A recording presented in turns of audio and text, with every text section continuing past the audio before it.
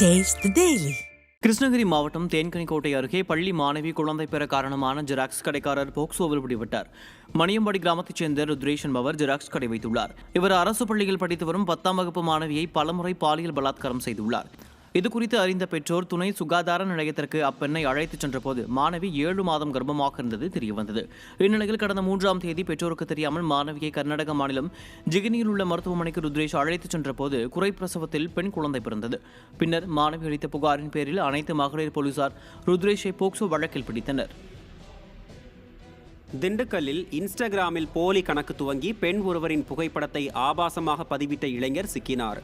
விருதுநகர் மாவட்டம் காரியாப்பட்டியைச் சேர்ந்த விமல் திண்டுக்கல் பகுதியைச் சேர்ந்த பெண்ணின் பெயரில் இன்ஸ்டாகிராமில் போலி கணக்கு துவங்கி பெண் ஒருவரின் புகைப்படத்தை ஆபாசமாக பதிவிட்டதாக கூறப்படுகிறது.